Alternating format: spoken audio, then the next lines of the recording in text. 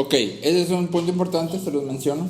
Génesis está dividido por lo que se llaman toledot, que es cuando lees, estas son las generaciones de, y luego viene una lista de nombres. Cada que te encuentras con una lista de nombres, está marcando Moisés un segmento de lo que sigue, no de lo anterior, ¿sí? Por ejemplo, el primer toledot está en Génesis 5, si no me equivoco, ¿sí? 4 o 5, por ahí, donde dice estas son las generaciones de Adán, ¿sí? Y luego empieza con Adán engendró un hijo conforme a su imagen y semejanza, ¿sí? Puso por nombre Set. ¿Qué te está contando? Lo que sigue, ¿sí? Entonces, cada que tú y yo lleguemos a un toledot, lo que vamos a hacer en la iglesia es tomar un pequeño break de Génesis e irnos a tal vez a Salmos o a Proverbios o algunas temáticas. Ahí vamos viendo. Porque también no queremos que sea gravoso 3 años de Génesis y así como que no manches, no hemos pasado de Génesis, ¿sí? Aunque es muy interesante, entendemos que también puede ser como algo cíclico estar en Génesis, y lo vimos sobre todo con Jeremías. No en todos, porque yo sé que no todos igual procesamos la información, pero en Jeremías hubo un punto en donde ya la gente decía, pues es que es lo mismo de siempre, ¿sí? Entonces, aunque sí es lo mismo porque la Biblia es una, siempre hay algo que aprender, pero la idea es que también podamos tener como estar como viendo, sí, varias partes a la vez, sí. Entonces, antes de cada toledot, es decir, si ese toledot está en Génesis 5, terminando el capítulo 4, iríamos a otro lado y luego regresamos a Génesis. ¿Sí? Muy bien. Entonces, hoy terminamos Génesis 1 y si me acompañan vamos a leer, pero primero vamos a orar. ¿Me ayudas a orar, señora Zavala? Por favor, gracias. Señor, te damos gracias por este día, gracias porque tú eres bueno. Te pedimos que seas tú enseñándonos el día de hoy por medio de tu palabra, y te doy gracias porque podemos estar aquí todos reunidos en el nombre de Jesús. Amén. Muy bien, hoy vamos a ver nada más Génesis 1, del versículo 28 hasta el versículo 31, y vamos a hablar acerca del dominio del hombre, que es lo que estos versículos están abordando, ¿sí? Entonces, si me ayudan, vamos a leer. Empiezo yo y vamos acá con Noni y Chuchu, son nada más 4 versículos, ¿sí? Empiezo en el 28, dice: Dios los bendijo y les dijo: sean fecundos y multiplíquense, llenen la tierra y sométanla, ejerzan dominio sobre los peces del mar, sobre las aves de los cielos y sobre todo ser viviente que se mueve sobre la tierra. Y dijo Dios: he aquí que os he dado toda planta que da semilla, que está sobre toda la tierra, y todo árbol en el que hay fruto y que da semilla, os serán para comer. Y a toda bestia de la tierra, y a todas las aves de los cielos, y a todo lo que se arrastra sobre la tierra, en que hay vida, toda planta verde les será para comer. Y fue así. Bueno, y vio Dios todo lo que había hecho, y aquí que era bueno en gran manera. Y fue la tarde y la mañana del día sexto. Muy bien, entonces estamos terminando el día 6, y aquí lo que vemos es Dios en el día 6 crea al hombre, y vemos aquí una bendición que le da al hombre. Como ya habíamos dicho cuando empezamos Génesis, dijimos que algo que es importante para entender lo que Génesis quiere decir es entender qué significaba esto para el lector original. ¿Quién era el lector original? Los israelitas en el desierto, los israelitas viajando de Egipto a la tierra prometida, dando vueltas por ahí, ¿sí? Entonces, cuando llegamos específicamente a estos versículos, muchos estudiosos, sobre todo no creyentes, dicen que Moisés lo único que está haciendo aquí es como tomar de todas las historias de origen que existían en la antigüedad, combinando para crear él su propia historia de origen, ¿sí? Pero cuando tú y yo comparamos lo que Génesis dice con lo que otras historias del origen del mundo dicen, el fin, el concepto final del hombre y de todo lo que ha sido creado es totalmente contrario. Si tomamos como ejemplo el Enuma Elish, que es una de las historias de origen más antiguas, que de hecho se dice que antecede al Génesis y es parte de la cultura babilónica. Por ejemplo, en el Enuma dice que el hombre es una creación casual, ¿sí? El Enuma narra que los dioses están peleando, X y razón, irrelevantes, y por alguna razón el hombre es creado. Pero el propósito principal para el hombre, al ser creado, es servir a los dioses. El hombre es creado como una raza esclava. Su propósito principal es satisfacer las necesidades de los dioses, ¿sí? Entonces la relación hombres-dioses es una de señor, esclavo, ¿sí? Los dioses del Enuma Elish tienen una necesidad y el hombre es creado para satisfacer esta necesidad. Sin embargo, cuando tú y yo venimos a la Biblia, Pablo dice claramente en Hechos que Dios no es servido por manos humanas, como si necesitara de algo, ¿sí? El hombre no es creado para servir a Dios, ¿sí? Que esto es un concepto que para ti y para mí puede sonar extraño, porque generalmente la idea de venimos a servir a Dios es algo que está como muy implícito, porque se nos ha metido, pero cuando tú vienes a Génesis y te fijas, no está ahí. Hasta este momento en la creación, Dios no ha dicho nada que tenga que ver con que el hombre fue creado para servirle. ¿Por qué? Porque Dios no tiene necesidades. ¿Cómo vas a servir a alguien que no necesita nada? ¿Sí? Entonces, al contrario del Enuma Elish, la Biblia nos dice que el hombre fue creado para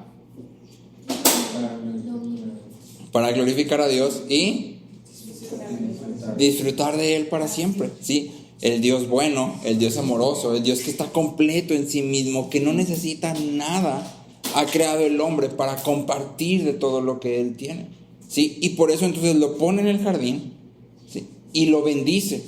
Entonces, aquí lo interesante es que cualquier hombre pagano que viviera en el tiempo que Moisés vivía, y consideremos que Moisés era un egipcio estudiado en la cosmología egipcia, cualquiera que hubiera leído el recuento de Moisés se hubiera escandalizado, hubiera dicho, este compa se volvió loco, ¿sí? O sea, está totalmente deschavetado, porque cómo Dios nos va a crear para compartir lo que es de Él, ¿sí? Más bien somos una raza que estamos creados para servirle, ¿sí?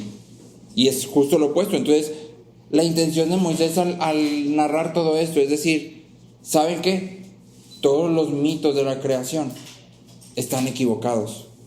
Todos los mitos de las naciones alrededor están equivocados, ¿sí? La única verdad es esta.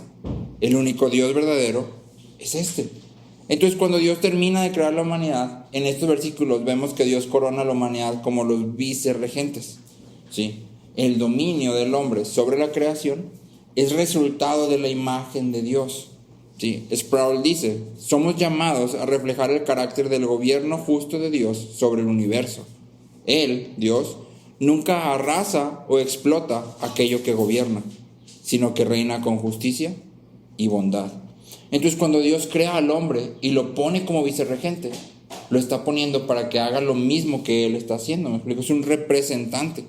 Si fuéramos al mundo antiguo, a las civilizaciones antiguas, los reyes establecían estatuas de ellos mismos alrededor de todo su reino, ¿sí? Y la idea era que toda la gente, cuando estuviera ahí en la ciudad, aunque estuvieran lejos de la presencia física del rey, pudieran darse cuenta que el rey era soberano.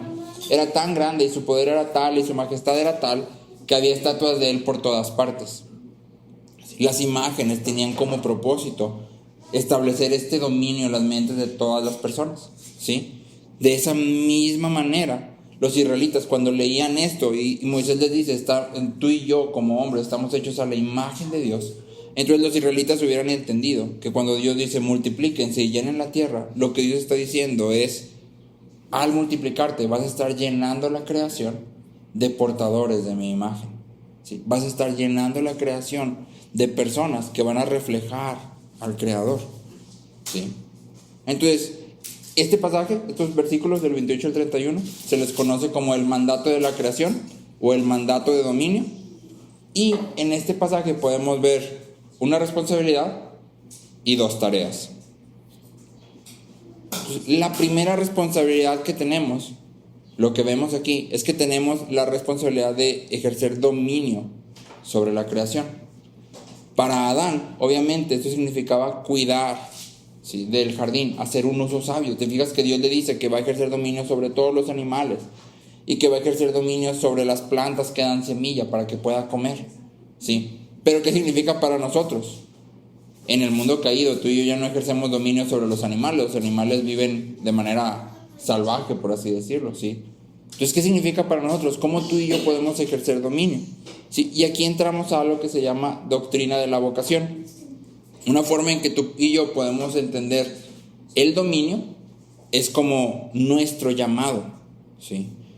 Un llamado es una vocación, y voy a igualar estas dos palabras, llamado y vocación, que incluye deberes, responsabilidades y algunas veces autoridad. ¿Sí? Como ejemplo, todos aquí, y en realidad todos los seres humanos, comienzan con una vocación, con un llamado en común. ¿Cuál? La de ser hijos. Todos primero somos hijos. Y como hijos tenemos responsabilidades, ¿sí? Tenemos deberes. Debemos honrar a nuestros padres, debemos obedecerlos. Si tenemos encargos en el hogar donde vivimos, tenemos un llamado. ¿Cuál es el llamado? Ser hijos, ¿sí? Después de esto nos convertimos en alumnos, todos entramos a algún sistema educativo y como alumnos tenemos responsabilidades y tenemos deberes. Crecemos y nos convertimos en esposos o en esposas, ¿sí? Y tenemos otra vez deberes y responsabilidades. Y luego nos convertimos en padres algunas veces y tenemos otra vez deberes y responsabilidades diferentes. Y en el caso de padres tenemos incluso autoridad delegada, ¿sí? Entonces, en estas cosas vemos vocación, vemos llamado. El problema contigo y conmigo es que muchas veces consideramos nuestro trabajo diario y aquello que hacemos día a día para mantener nuestra casa o para mantener nuestra casa o para mantener nuestra casa como algo menos importante que lo que hacemos en la iglesia, ¿sí? Entonces, a veces consideramos nuestro trabajo, y lo entre comillas secular, como una carga, algo que debo hacer nomás en lo que Dios me lleva al cielo. O sea, lo debo de soportar hasta que Dios me lleva al cielo y lo debo de soportar porque pues todos necesitamos dinero, porque sin dinero no comes, no pagas la luz, no pagas el agua. Pero en realidad eso es una carga. Mi llamado tiene que ver con Dios. Eso es lo que muchas veces está en nuestra mente, ¿no?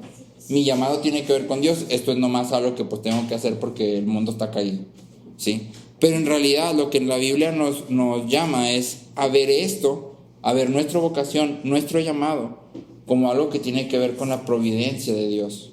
¿Cómo? Es la manera en que Él obra a través de medios humanos, es decir, a través de ti y de mí, para proveer para sus criaturas, ¿sí? En 1 Corintios 7:17 dice: fuera de esto, según el Señor ha asignado a cada uno, según Dios llamó a cada cual, así ande. Y algo interesante y que lo pasamos por alto dice, según el Señor ha asignado a cada uno, ¿sí? Es decir, Dios ha asignado una vida a cada uno de nosotros. Por una vida no me refiero a que te dio vida, estás vivo, sino que te ha asignado una línea en vida, ¿sí? Al que es ingeniero, al que es dentista, al que es maestro, al que por ahora es hijo, al que, ¿me explico? Él ha asignado una vida, ¿sí? Y en esa vida Dios nos ha llamado, ¿sí? Y lo que Pablo dice es, a cada cual así ande, ¿sí? Así en lo que Dios ha asignado para ti, así debemos de andar, ¿sí? Entonces, tú y yo debemos de desconectar esta parte de que servir a Dios implica estar involucrado en algún trabajo de la iglesia. Servir a Dios implica que voy a dejar mi trabajo secular o las cosas mundanas o de la carne para entonces dedicarme por completo a Dios, ¿sí? Porque generalmente esa es la idea, ¿no? No, es que ya quiero dedicarme a Dios y entonces voy a renunciar a mi trabajo para... No, estamos cerrados. ¿Sí? Dios ha asignado una vida a cada uno de nosotros y en esa vida que Él ha asignado le rendimos adoración y le rendimos culto, ¿sí? Entonces, cuando tú y yo decimos voy a dejar eso para ahora sí dedicarme a Dios, estamos menospreciando lo que Dios ha asignado a nuestras vidas, ¿sí? Porque creemos que esto que estamos viviendo ahorita nomás es algo que pues tengo que soportar, ni modo, ¿sí? O sea, si yo pudiera, me dedicaba de lleno, renunciaba a mi trabajo y es algo que está en muchos de nosotros. Me declaro culpable, la verdad, es una forma que yo tenía de pensar, ¿sí? Pero cuando vienes a la palabra, tú y yo podemos ver que esto no es así, ¿sí? Lutero decía que todo hombre y mujer tiene un llamado en cada una de estas áreas de la vida. Lutero menciona 3. La primera es el hogar. Si todos tenemos un llamado en nuestro hogar, ¿sí? Y esto se refiere a nuestra función dentro de la familia y también incluye la labor económica por la cual la casa se sustenta y las labores domésticas por las cuales el hogar se mantiene como un hogar. ¿Sí? Todos tenemos un llamado en este sentido. Segundo, todos tenemos un llamado respecto a la iglesia. ¿Sí? Todos tenemos una función que cumplir dentro de la iglesia. No solo los pastores en nuestro contexto, para Lutero eran los sacerdotes o los monjes, no solo ellos tenían un llamado a cumplir dentro de la iglesia. Todo el cuerpo de Cristo tiene un llamado, tiene una función dentro de la iglesia, ¿sí? Y tercero, la comunidad. Todos nosotros tenemos una función en nuestra comunidad. Dios nos ha puesto en un tiempo y en un lugar específicos, bajo un gobierno específico y en una cultura específica, ¿sí? Entonces, este tiempo, esta ciudadanía, este gobierno, esta cultura, es parte de lo que Dios nos ha asignado. Tú y yo no lo escogemos, nacemos aquí, ¿sí? Y entonces, es como debemos vivir nuestra vida cristiana, ¿sí? Nuestro llamado también conlleva la comunidad, y aquí hablo de la comunidad, me refiero a todo, la comunidad próxima, es decir, y esto ya lo hemos tocado varias veces, y la más alejada, ¿sí? Cada uno de nosotros tiene un llamado en una de estas tres áreas, ¿sí? Cada una de estas vocaciones, de estos llamados, tiene diferentes deberes y responsabilidades. Y la clave para rendir buenas cuentas de nuestra vocación es estudiar la palabra. Para aprender de la palabra, ¿qué debemos de hacer en situaciones específicas? Hemos dicho muchas veces, el significado de la palabra es uno. El significado de la palabra no cambia. Nunca, a través de toda la historia, el significado de la palabra no cambia, es uno solo. Tanto para los israelitas en el desierto como para nosotros, el significado es el mismo en Génesis. No cambia.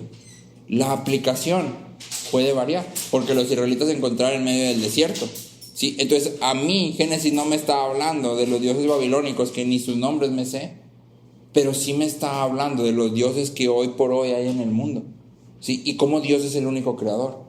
Y sí me está hablando de que no estoy aquí porque Dios necesita adoradores, o Dios necesita que lo amen, o Dios necesita que lo alaben. Dios no necesita nada. He sido creado como un vicerregente para mostrar la gloria de Dios, para glorificarlo y para disfrutar de lo que Él ha creado. Ese es el propósito. Te fijas, el significado es el mismo. La aplicación puede cambiar. Entonces, al estudiar la palabra, tú y yo debemos de extraer los principios necesarios para ejercer dominio, es decir, para cumplir nuestra vocación, nuestro llamado, de manera sabia. En Miqueas 6:8 hay un llamado general, a cualquier vocación aplica. Y dice, ¿y qué es lo que demanda el Señor de ti, sino solo practicar justicia, amar misericordia y andar humildemente con tu Dios? Es un principio general, pero que aplica a todo. Practicar justicia, amar misericordia y andar humildemente con tu Dios. ¿Sí? Entonces, ya que recibimos justificación solo por fe, que ha sido el tema de Gálatas, el trabajo del predicador es tan valioso como el trabajo del obrero, ¿sí? El trabajo del que estudia la palabra y escribe libros de teología súper mega profundos es tan valioso para el cuerpo de Cristo como el que lava los carros. ¿Por qué? Porque el trabajo, lo que yo hago con mis manos, no me gana nada delante de Dios. Si soy justificado solo por fe, todos los pecadores ganan su posición ante Dios a través de fe, no a través de obras. Y entonces cualquier acción, la que sea, es una oportunidad para reflejar al Creador y amar a nuestro prójimo. Una madre provee comida, ropa y un hogar bien cuidado para sus prójimos más cercanos. ¿Quiénes? Sus hijos y su esposo, ¿sí? El zapatero provee zapatos de calidad para sus clientes y sustento para cualquiera que trabaje con él, un sustento digno, un salario digno, ¿sí? El pastor provee alimento espiritual para la congregación. En cada caso, sin importar cuál es el trabajo, el llamado, la vocación, el cristiano está ejerciendo dominio en su llamado específico y sirviendo a su prójimo. Sí. Wingren, haciendo un resumen de toda la enseñanza de Lutero, dice: Dios no necesita nuestras obras, nuestro prójimo sí. Y entonces nuestro llamado no es, tienes que servir a Dios. No, Dios no necesita nada. Pero Dios sí te llama a servir a tu prójimo. ¿Sí? Tu prójimo sí necesita. Hay un pasaje, bueno, hay muchos pasajes, pero hay un pasaje que repetimos mucho y se usa mucho en la iglesia, y es que somos una nación de sacerdotes, ¿sí? Pero ¿para quién somos sacerdotes? Si todos en la iglesia somos sacerdotes, ¿para quién somos sacerdotes?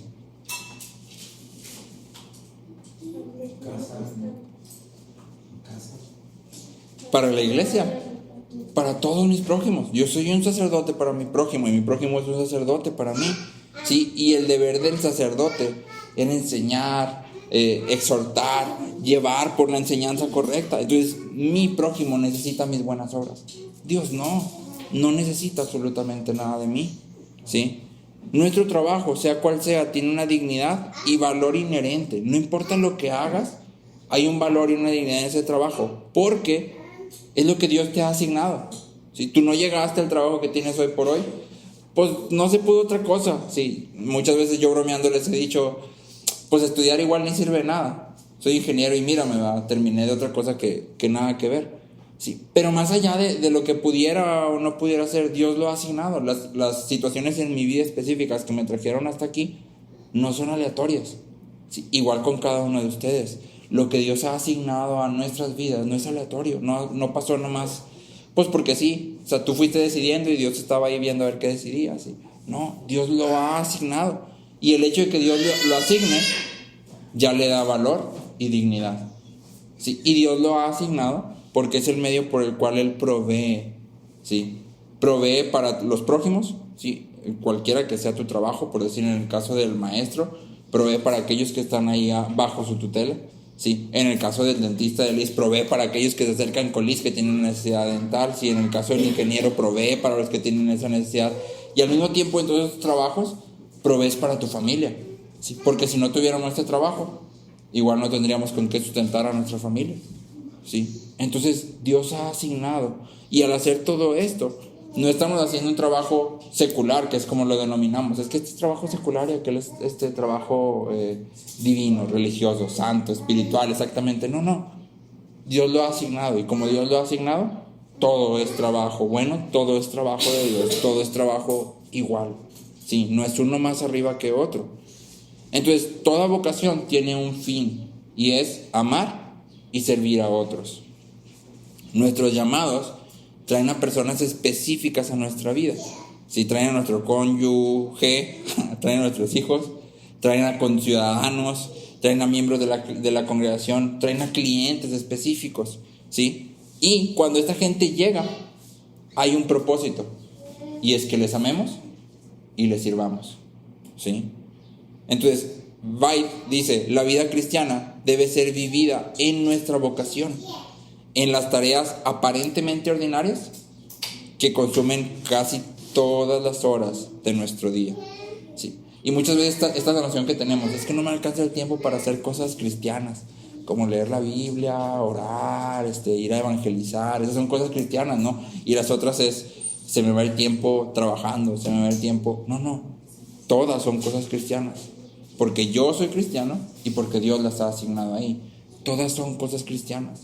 Y entonces mi vida cristiana debe ser vivida en todos los trabajos que yo hago. Todos, ¿sí? Esa sería la primera responsabilidad. Nuestra responsabilidad es ejercer dominio. Ejercemos dominio al vivir nuestra vocación de manera adecuada, ¿sí? Al vivir nuestro llamado. Y aquí me gustaría hacer énfasis por nuestra cultura en que llamado no tiene nada que ver con tengo un llamado de Dios al pastorado, tengo un llamado de Dios a las misiones, tengo un llamado... No, el llamado de Dios para todos es el mismo. Vive lo que Dios ha asignado, exactamente, vive lo que Dios ha asignado a tu vida de una manera correcta, ¿sí? Vive para amar y servir a otros. Vive para glorificar a Dios y disfrutar de lo que Él ha asignado a tu vida, ¿sí? Disfrutar de Él. Ahora, también en este pasaje tenemos dos tareas. Si te fijaste, en el versículo 28 dice, Dios los bendijo y les dijo, sean fecundos y multiplíquense, llenen la tierra y sométanla. Ahora, ¿cuál es la diferencia entre ser fecundo, multiplicarse y llenar la tierra? Para ti, así en tu lenguaje, ¿cuál es la diferencia?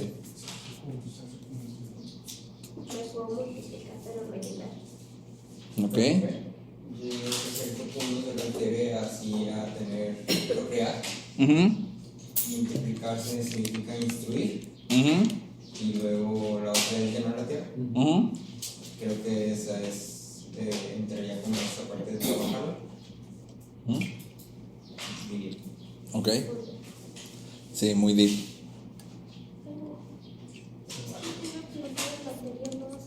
No, todavía no. Ay, Al final. Al final. Yo también tengo una pregunta. Al final. Bueno, yo entiendo que fructífero y multiplicar es como que a través del fruto te estás multiplicando. O sea, dando testimonio, diría yo. No sé si va por ahí. Ok, no, acuérdate, estamos hablando del contexto original. Para Adán y Eva el concepto de dar testimonio es totalmente... Bueno, fructificado y multiplicado. Bueno, aquí entonces hay una sola palabra en que se reproduzcan como seres humanos propiamente en una sola palabra. No logro separarla, entiendo lo mismo. Ok, Bueno, sí, adelante. pero sí con la connotación que implica. Ahí creo que puede ser confuso, pero sí, yo considero que es un acto, Ujú. pero completo, que se completa justamente en esa fructificación, multiplicación y llenura. Sí, o sea, Ya. No, nada más complementar. Que hace la diferencia nada más en esta parte, creo yo, Dios, para diferenciar un poco entre el ser humano y el animal. Nada más. Pudiera pensar yo que por eso ponen fructificar y multiplicar. Pero por eso nada más. Ok. ¿No? ¿De este lado? ¿No? Por eso siendo lo mismo. O sea, Significan lo mismo. Lo de Marcos se escuchó bien por dos. Pero aparte, ¿no? O sea, fructificar y multiplicados. Y luego se punto como llenar la tierra y fructificar. Ujú. Sí. Fructificar es como que da fruto, Ujú. como que alimentarse bien, Ujú. o sea. Y luego multiplicados ya es como que reproducirse. Ok. y llenarlo. Eso Mucho. ya es- Hazlo mucho. Ok. O alguien que no está llenando la tierra. Y su nombre empieza con M. MP. Ok. Si te acuerdas, en lo anterior de Génesis, donde hablábamos de la bendición que Dios le da a los animales, a lo que decíamos es que en la bendición de Dios va la habilidad para hacerlo. ¿Sí? Sí. Lo que Dios demanda, Dios da. Entonces, aquí hay tres palabras que significan exactamente lo mismo. Ten hijos. Sí, pero están divididas en habilidad, sé fecundo. Yo te estoy dando la capacidad de ser fecundo. Multiplícate, instrucción. Sí, ten hijos. Extensión, llena la tierra. Exactamente. Habilidad, instrucción, extensión. Instrucción, meta. ¿Sí? Entonces, habilidad, instrucción, meta o extensión. Sé fecundo, te estoy dando la habilidad de hacer aquello que te estoy pidiendo que hagas. ¿Sí? Como ya te di la habilidad, multiplícate, ten hijos. ¿Cuántos? Llena la tierra. ¿Sí? Entonces, la primera tarea que vemos es la de reproducción, ¿sí? La de tener hijos. Y el objetivo de tener hijos, como ya dijimos, es llenar la tierra. Pero no nomás llenar la tierra, sino llenar la tierra de portadores de la imagen de Dios, ¿sí? Que reflejen al Creador de manera fiel. Entonces, tú y yo, como creyentes, debemos de criar a nuestros hijos e hijas con habilidades, conocimientos y carácter necesario para ser buenos padres y esposos, y buenas madres y esposas, porque finalmente esa instrucción va de nosotros a ellos, a los que siguen, a los que siguen, a los que siguen, ¿sí? Entonces muchas veces como padres cometemos el error de preparar a nuestros hijos para ser buenos estudiantes, para ser buenos ingenieros, para ser buenos trabajadores, para ser buenos... Pero no nos tomamos el tiempo de criarlos para ser buenos padres, para ser buenos esposos, para ser buenas madres, para ser buenas esposas. Y pasamos por alto una de las tareas fundamentales de la creación del hombre, que es reproducirse. Ahora, puede que nuestros hijos no se casen, porque aunque como creyentes le damos un valor muy alto al matrimonio, no despreciamos a aquellos que son solteros, y esto ya lo hemos platicado. Cristo, siendo el mayor ejemplo de un humano pleno, no se casó. Sí. Pablo, siendo un apóstol que dice él mismo, antes yo he trabajado más que todos ellos, no estaba casado. Entonces, aunque le damos un valor muy alto al matrimonio, no quiere decir que aquel que no se case está incompleto o está en desobediencia o no sé, si está desobedeciendo la palabra. Ni una ni otra es real, ¿sí? Entonces puede que nuestros hijos no se casen, pero haberle enseñado a nuestros hijos habilidades, haberles dado conocimientos y haber formado en ellos este carácter para ser buenos padres, esposos, madres y esposas, nunca va a ser desperdiciado, porque siempre tenemos una familia en Cristo, ¿sí? Y esta familia en Cristo tiene necesidad también de estas personas. Entonces, como creyentes, tú y yo, a la luz de esta tarea, deberíamos de ser expertos en matrimonio y en crianza. Lastimosamente, muchas veces no lo somos, ¿sí? El llamado de Dios aquí es a tener hijos, no porque los hijos validen el matrimonio. Es decir, el matrimonio que no tiene hijos no está completo. Mentira, ¿sí? El matrimonio que no tiene hijos está en desobediencia.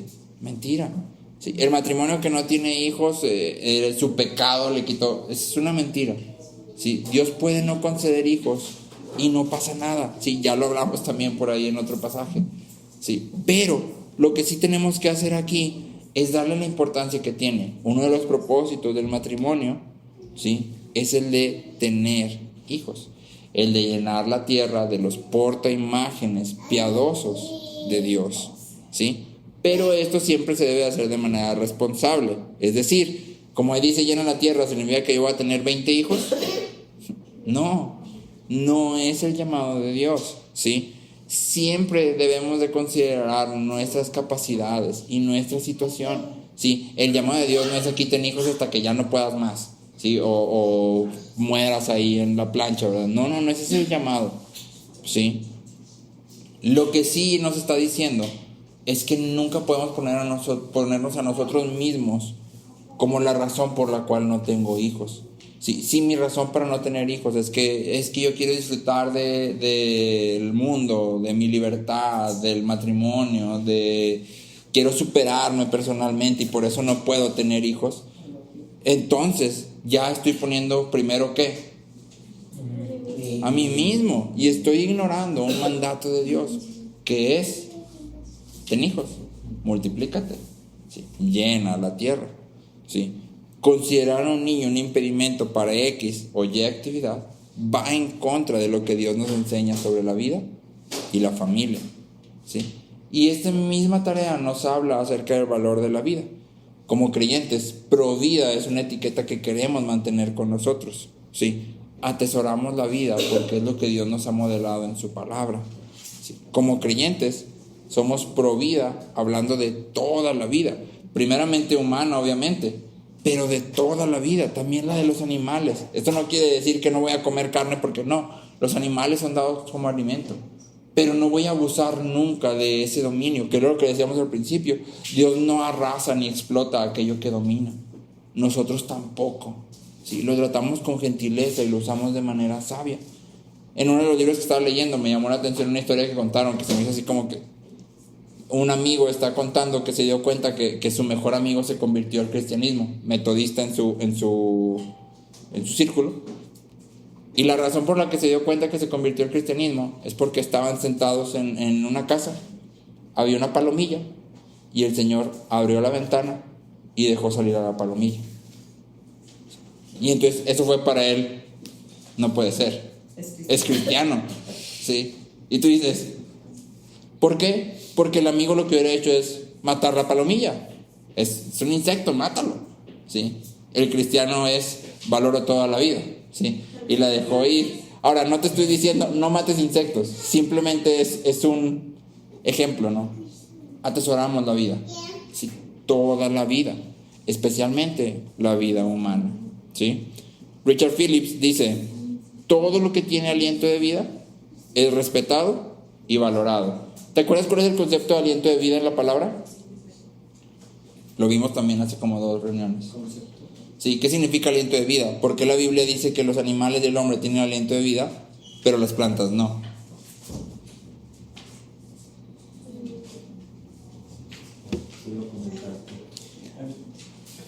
Pastor Marcos. En esta parte de darle, como darle una parte de él al hombre, para, ¿no? En la de como conciencia,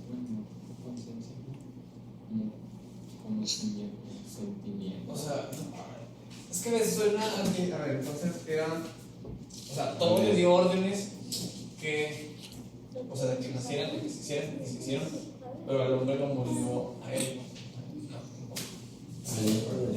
Pastor Marcos. Las plantas, por así decirlo, fueron producidas por la misma tierra, o sea, crecieron en la misma tierra. En el caso de los animales y los hombres, Dios puso vida en ellos.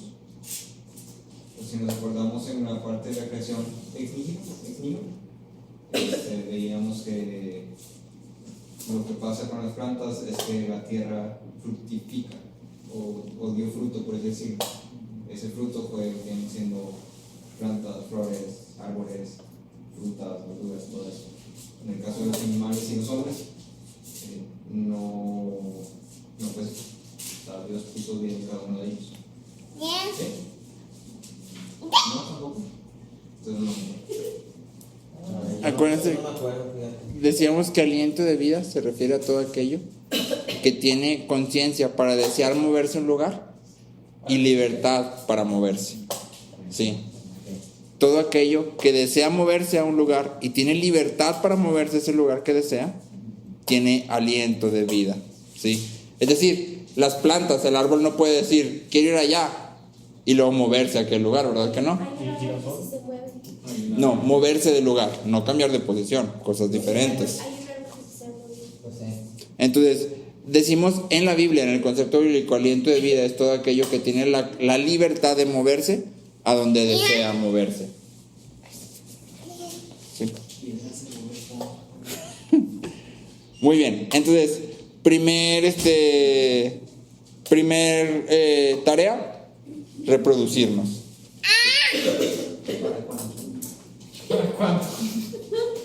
Te está tardando. Se aguanta muy poquito todavía. El pastor Marcos se va a tardar mucho en cortar esta enseñanza. Oye, ¿no le quiero subir un poquito el aire? Me estoy cociendo bien bañado. Estoy bien rico el aire de afuera. No manches, entonces. Porque está saliendo todo el frío de. Por eso. Pues estamos frío afuera que aquí adentro.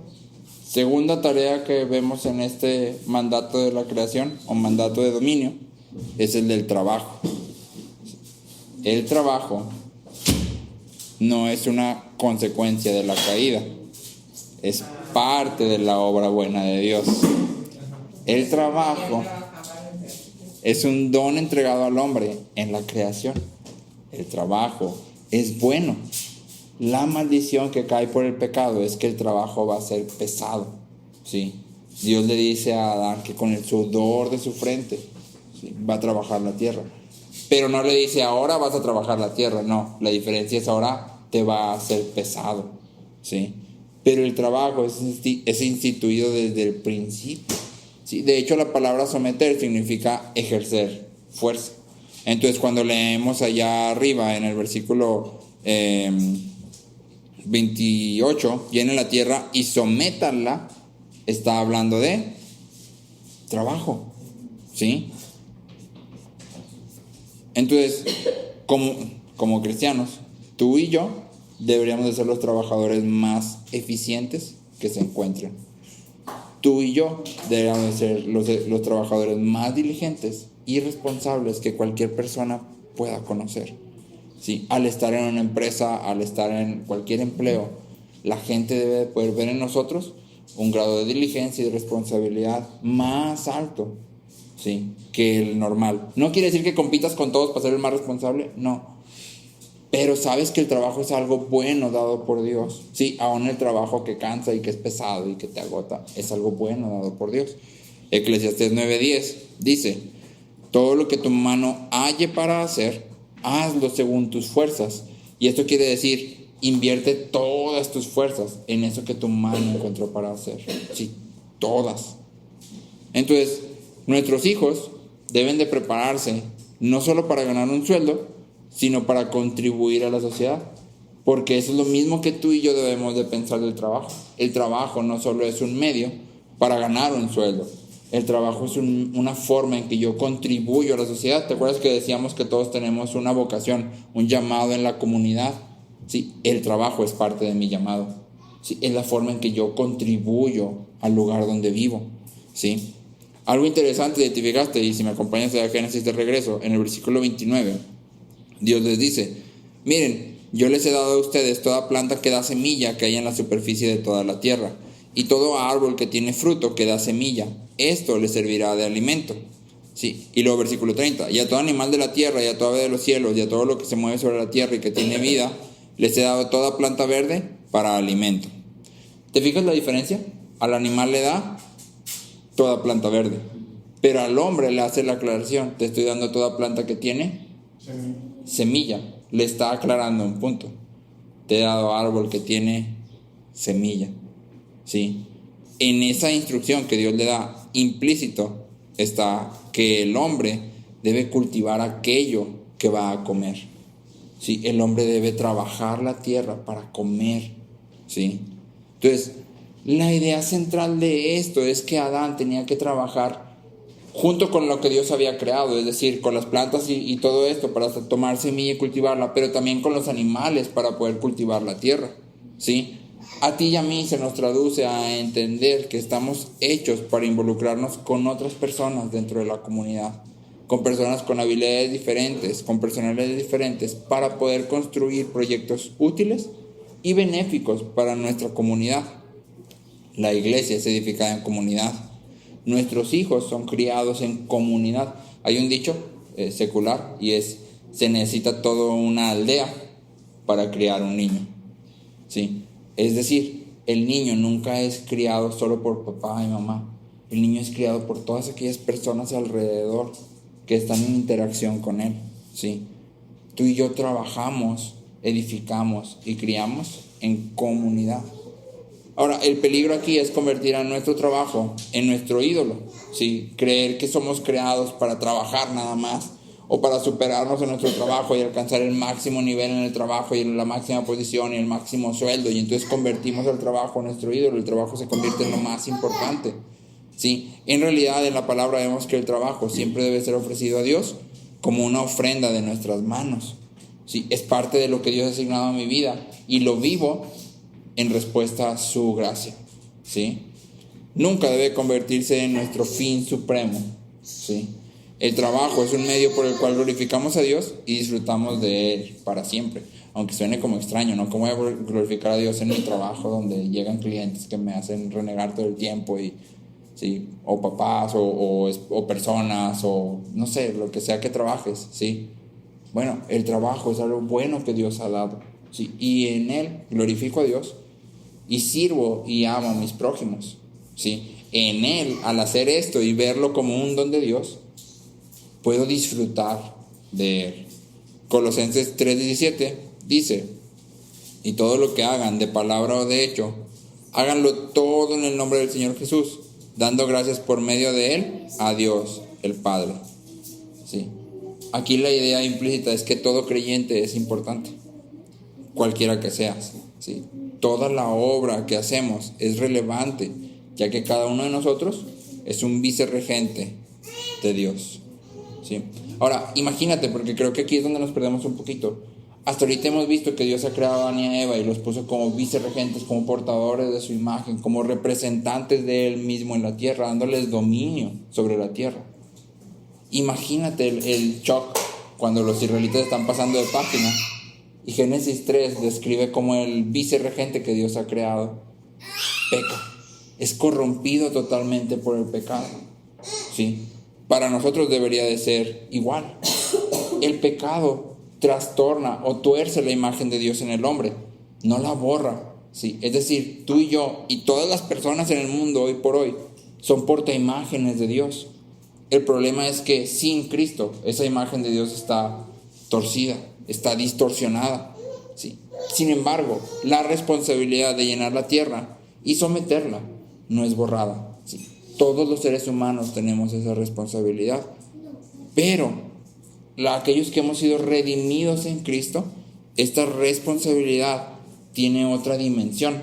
Mateo 28:19 dice: vayan pues y hagan discípulos de todas las naciones, bautizándolos en el nombre del Padre y del Hijo y del Espíritu Santo, enseñándoles a guardar todo lo que les he mandado. Entonces, para la iglesia, para la nueva creación de Dios, porque te acuerdas que decíamos que la regeneración es recreación, en palabras de Atanasio. Es decir, lo que Dios hizo en Adán y falló, Dios hace en Cristo con éxito total. ¿Sí? Dios no falla, Adán peca. Entonces Dios provee un hombre que puede cumplir todo lo que Dios espera. Y en Cristo hay una nueva creación. ¿Cuál es la nueva creación? La iglesia. La iglesia es la nueva creación. Ahora la iglesia tiene este mismo mandato de llenar la tierra, ¿sí? No nada más teniendo hijos, sino discipulando a estos hijos, ¿sí? Y a todo el pueblo de Dios. Pero también tenemos el mandato de anunciar el evangelio, de discipular y de edificar a la iglesia. Desde invitar a un amigo a las reuniones de la iglesia hasta crear relaciones íntimas con las personas dentro de la iglesia, de manera que podamos exhortar, animar o llamar la atención en caso de ser necesario. ¿Sí? Discipular, no lo que tú y yo entendemos por evangelizar, que es ir a la plaza y entregar folletos, no. Discipular es la manera en que la iglesia somete la tierra, es la manera en que la iglesia domina o ejerce dominio sobre la creación, ¿sí? Todo esto es parte del mandato de creación. Entonces tú y yo como iglesia, hoy por hoy, tal como Moisés decíamos al principio, ¿qué está anunciando Moisés al escribir Génesis? Está anunciando todos los mitos de la creación son falsos, todos los dioses de las naciones son falsos, todas las cosmovisiones de las naciones que nos rodean son falsas. Esta es la verdadera. Y eso es lo mismo que tú y yo anunciamos. ¿Sí? Cristo es la verdad. Cristo es la fuente de nuestra identidad. Cristo es el fin de nuestra creación. ¿Sí? Cristo es todo lo que necesitamos. ¿Sí? Nuestra identidad no proviene de nosotros mismos. Nuestra identidad no proviene de aquello que podemos comprar, obtener, ganar. Nuestra identidad no proviene de la gente con la que nos rodeamos. Nuestra identidad no proviene de nada que tenga que ver con nosotros, de hecho. Nuestra identidad proviene de aquel que nos creó. ¿Sí? Nuestra identidad va a ser solo restaurada cuando tú y yo vengamos en unión a Cristo. ¿Sí? Y entonces la proclamación del evangelio siempre es: regresa a Dios. ¿Sí? Corintios dice: Dios está, como si Dios rogara por medio de nosotros, reconcíliate con Dios. Y esa es nuestra proclamación: reconcíliate con Dios, porque Él es creador, Él es juez, pero también es Padre. ¿Sí? Entonces tenemos que tener esto muy en claro. Si tú y yo vamos a tomar este mandato de dominio de manera seria, implica no nada más tener hijos y no nada más considerar el trabajo como algo bueno y no nada más vivir nuestra vida como cristianos en todo lo que hagamos, sino también anunciar y discipular a aquellos que están a nuestro alrededor. ¿Sí? ¿Quién discipula? Todos discipulamos, todos, porque creemos que discipula el líder, el pastor, no, todos discipulamos, todos tenemos a alguien a quien discipular, ¿sí?